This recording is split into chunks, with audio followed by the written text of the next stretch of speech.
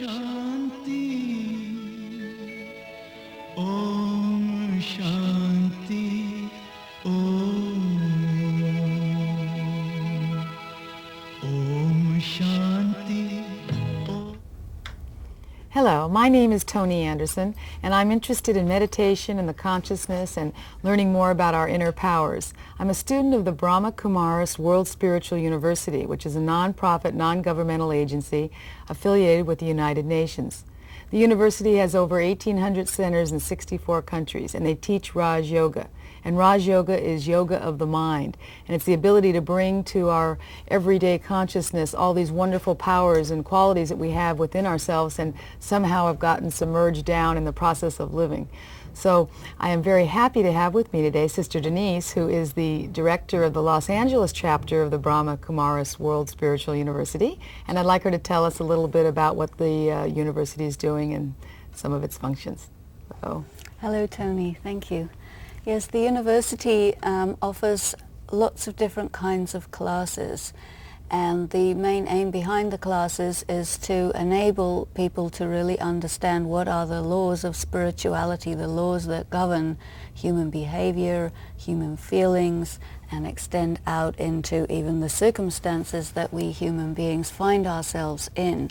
And also we learn how to do RAJYOGA meditation, in which you focus your attention onto your own self, your inner being, your soul, and learn how to make contact with and evoke your essential qualities. And then in that introspective state, you then learn how to draw from a higher source of qualities and fill yourself so that you have much more to offer to other people in your day-to-day life. So we have many, many kinds of classes, projects, retreats, conferences which go into the details of that, all of which are free. Yeah. Well, today's subject is very intriguing. It's the power of gentleness. And even the title is a little bit of a dichotomy. I'd like us to get into this, and I'd like to ask you, what is your definition of gentleness? Usually when people think of gentleness, they think of small children and how they play with little animals, hamsters, kittens, little puppies, and you know, they're quiet and it's kind of sweet. But it's not necessarily something that people who are, you know, living in the fast lane, trying to get everything done, would want to acquire for themselves, because it seems to be opposed to the things that we have to have in order to be good at what we have to be good at to live effectively. But one of the things that has been coming up a lot is the extent to which we human beings are tremendously influenced by things. Now, if you are aggressive towards somebody and you aggressively want something, or you aggressively want to get something done, very often you will find it very frustrating, because the people that you're being so effectively aggressive towards will react. They'll either get paralyzed, or they'll freeze over, or they'll become absolutely antagonistic and absolutely not do what you want. And so it creates a very frustrating interaction. And you see that between parents and children, between teachers and students, between employers and employees, in all kinds of areas where there is this issue of someone wanting someone else to be a certain way or get a certain thing done. And it is a reality of life that there are many people who are needing to get things done by other people, or to have people be a certain way. But to convey that using gentleness, in which your gentleness is a real contact, a real rapport with the person you're talking to, taking into consideration what their feelings are and what their fears might be, and what their concerns and doubts might be, so that your communication is a real a real kind of a contact. And very often when you're working with people, talking with people, trying to raise your kids with gentleness, it's like you're much more present for the person. And I've also found in my own practice that in my work, to be gentle with people means that I'm careful not to hurt them, because people do hurt quite easily, and if you hurt someone inadvertently, then there's a lot that you have to do to put things right again. But if you are naturally gentle, naturally in touch with where people are at, naturally considerate, then a whole lot better relationship can be established, whatever the function of that relationship is. So gentleness also goes pretty far in that it involves an understanding of politeness and ways of doing things that are all right, as compared with kind of bulldozing people into doing things or making them feel guilty about it, or other manipulative ways that people use. If you are genuinely gentle, I find that there's a great deal of cooperation that takes place between people. Well, where it seems kind of a contradiction with the power of gentleness. Where does the power of a person come in by being gentle, and can you be both? Well, I think that it is very powerful, partly because it's very rare. We live in a world where we are assaulted by many things. We have noise which assaults us. We have a lot of pressures, one type or another of pressures. We learn how to kind of be very quick and pushy as being a way of doing things, and so that ends up being ineffective. It cancels itself out. It becomes a weak way of doing things, and just one or two gentle words and gentle looks and your message is completely conveyed. And if you're clear inside, clear, straight, honest, and you're gentle, then whatever it is that you have to get done, it will get done. And if you are in a situation where there's, antagonism going on, if you combine a detachment with gentleness, then you aren't going to get provoked into an argument. Yeah, it's interesting because we've done this show before, and as I'm talking to you now, I'm feeling very kind of peaceful quietness coming in. Do you feel that, and I hope it's catching to the audience too, but do you feel that a gentle, spirited person comes across softer? Oh yeah, absolutely. And I think that there is a part of the human essence which really corresponds to that. If you talk to small children about things that they think are kind of important in their lives, very often it will be, do you like my cat? And can you play with hamsters? And do you know how to be this way, or is this an area that's only reserved for people who are very far away from the frenetic adult world? And I think that there is a part inside every person, whether they're an adult or a child, which needs to have that element of gentleness in there. Otherwise, there's a kind of a deprivation of softness that takes a person away from their spirit and leaves traces of unhappiness, loneliness in there. So life is not so fulfilling when that element is absent. Is missing.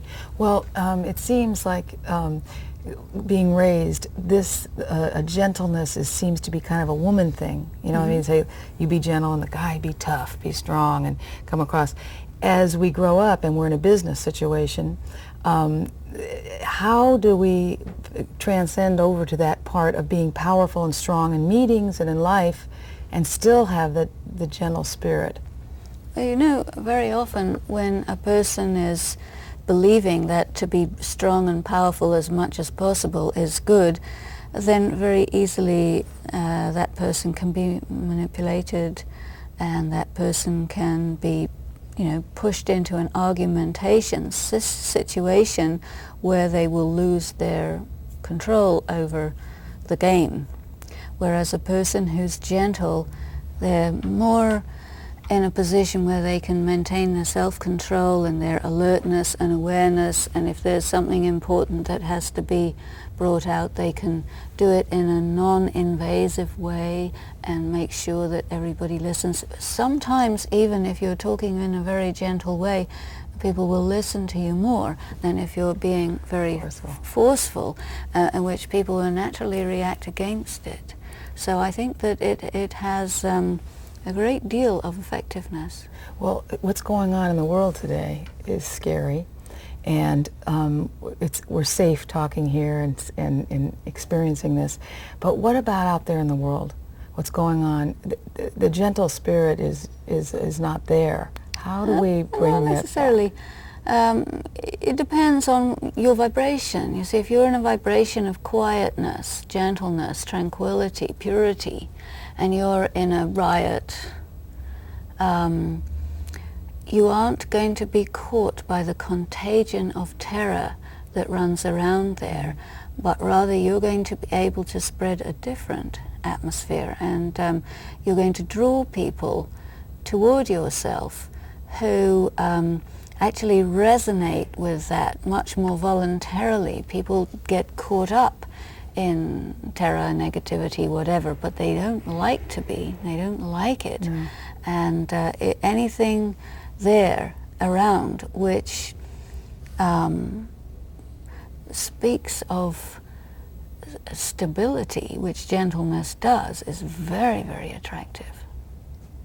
Well, how do we bring back?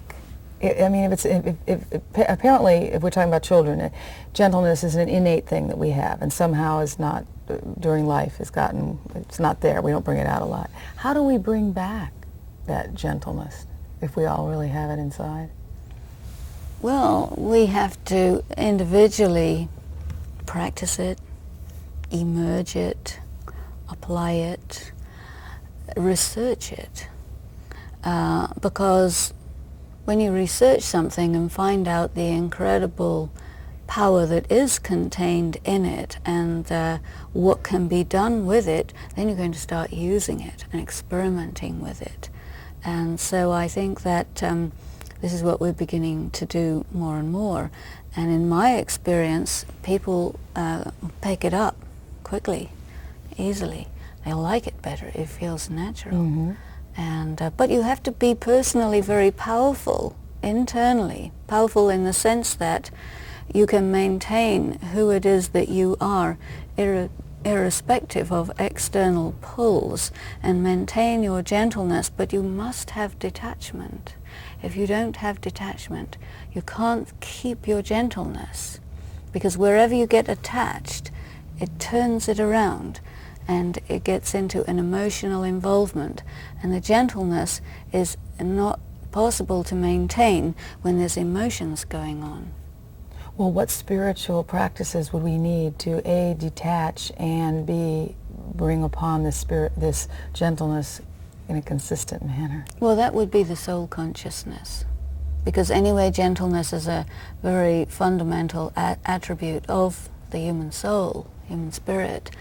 And as much as you have meditation in such a way that this gentleness is sustained and evoked and brought to the surface so that it's available for use by your conscious mind, and it's not just sitting there in a deep down forgotten place unused, you see.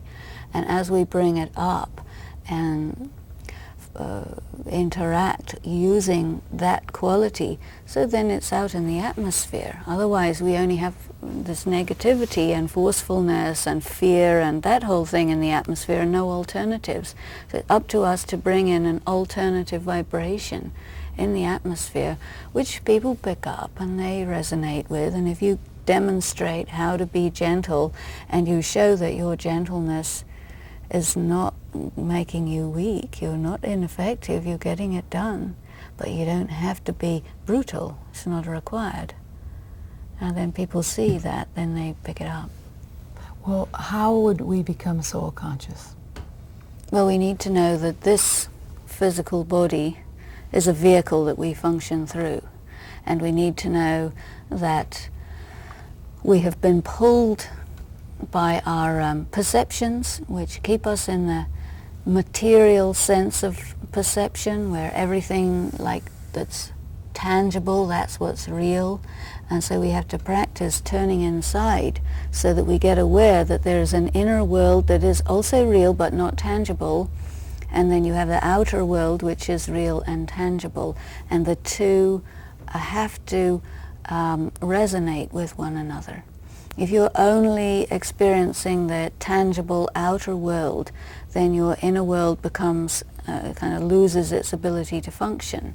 And then whatever is your inner qualities, they're like dead. So all you do is reactiveness in the external world. But once we understand this and experiment with it, sit quiet, take time every day and ask yourself, what is my inner peace? And how much time do I spend genuinely being me? This allows you to distinguish between who you really are and what the various influences are that are affecting you. Then you can choose whether you're going to be affected or whether you're going to be unaffected. So you feel much more of a master of your situation. It feels better. You feel better about yourself. And it seems like there's a kind of a peacefulness that really comes with this. And you feel we can get across our point of view from a peacefulness just as effective, almost more effective than coming on the other way, really strong. Well, sometimes when you have to say something to someone which they're not used to hearing, you need to say it slowly, you need to say it gently, you need to give them time to take it in, because it's something new. And so give it some time, give it some silent spaces in between, so that a person isn't taking something in with a prejudice that, oh, I already know this, but let it in such a way that a person will realize that what I'm hearing is not what I usually hear. And then they will ask themselves, well, what is it? Otherwise it goes in and goes by and you don't know what it was, you see. Because we're so conditioned to expecting things to be a certain way that every time they're different, you see, in order to get what it is, you have to sit with it. And the gentleness, the quietness, allowing a person to sit with new information, to be able to kind of reorganize their head, to say that, yeah, this is what I'm hearing about, and what I was expecting to hear about is not actually what I'm hearing about. So let me, arrange my consciousness so that I can take it in as it is. Otherwise you get a misunderstanding. Well, let me ask you, gentle, when you think of gentleness or gentle man, you think that was a real gentle man. What is another word for gentleness? Non-abusive. To yourself or in others? Exactly. So that if you're not being gentle, you might be being abusive. And if you're being abusive, that's a kind of a violence. And there's very, very subtle, secret violence that people perpetuate on one another, which rebounds, and you experience suffering. If you understand that this is very likely to be going on in most of your interaction with most people, and start to bring in some gentleness so that you are actually consciously not violating another person's being, then there's going to be a big difference in the condition and quality of your relationships, and there's also going to be no suffering coming back to you, so your life is going to be better. Boy, this is a real interesting...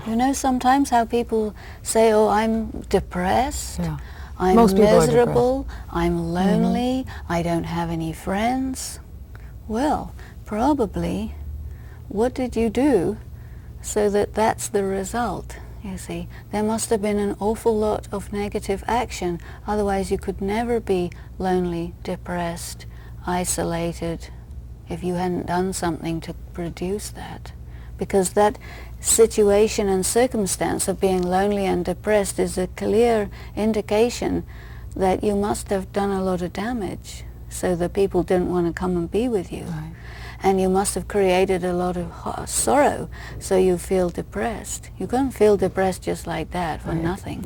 Well, then let's just say there's people that are tuned into this show, and they're listening to this, and they're all those things you said, depressed, lonely, all, and they're listening to the gentleness that we're talking about.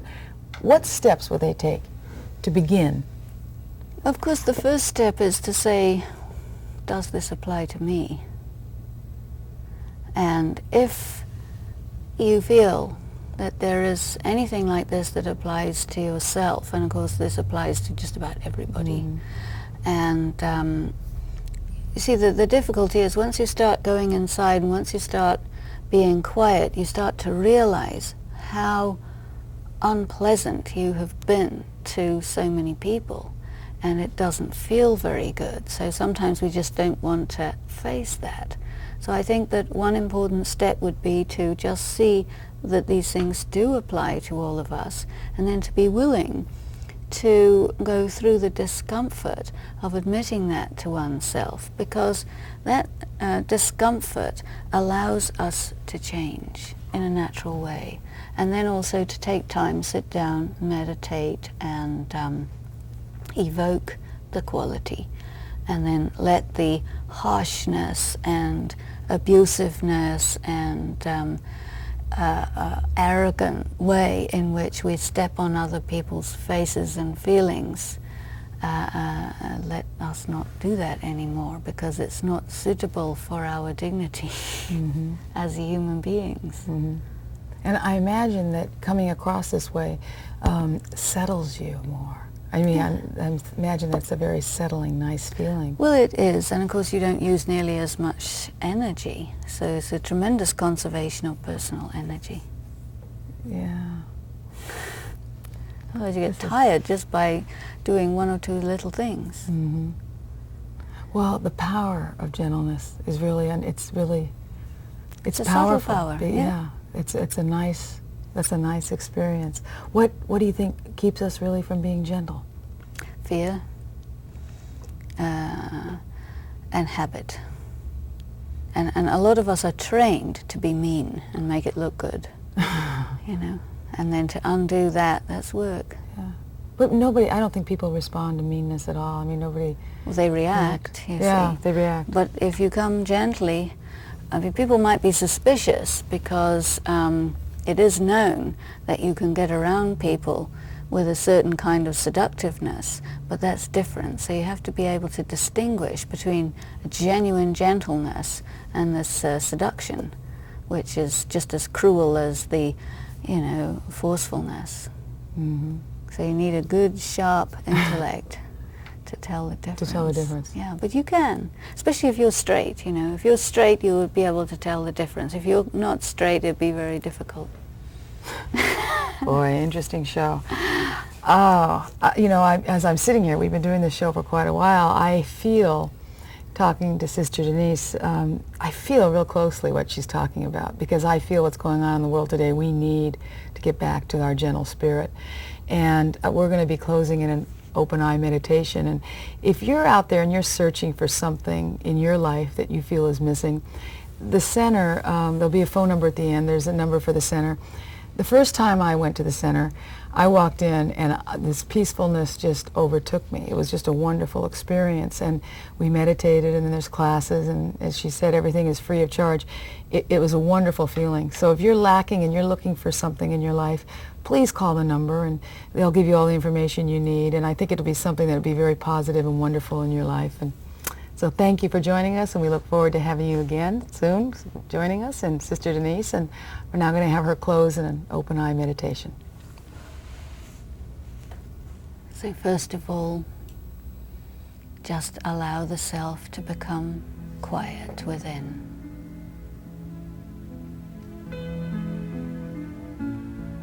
Turn the attention to that place within yourself where you're thinking and feeling, that inner light that is actually the light of your soul.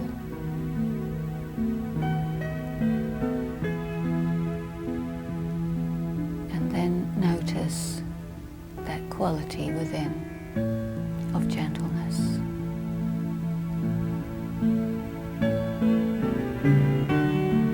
A gentleness that you hadn't perhaps ever been aware of.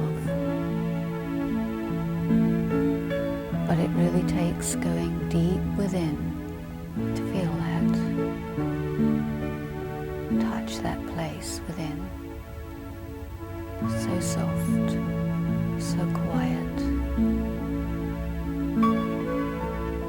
It's not as vulnerable as you might think. There's a power that is contained within that gentle spirit. It's like a power of truth that comes through. And in that strength, as it moves out into the world, you're creating an atmosphere. You're doing something with the environment. You're making it easier for people to listen to you.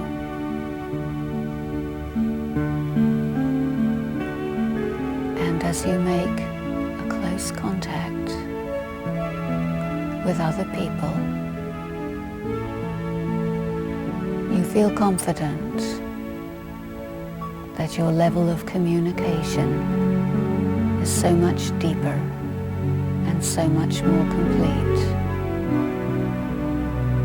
You begin to have faith that yes, gentleness is a quality that I like to cultivate.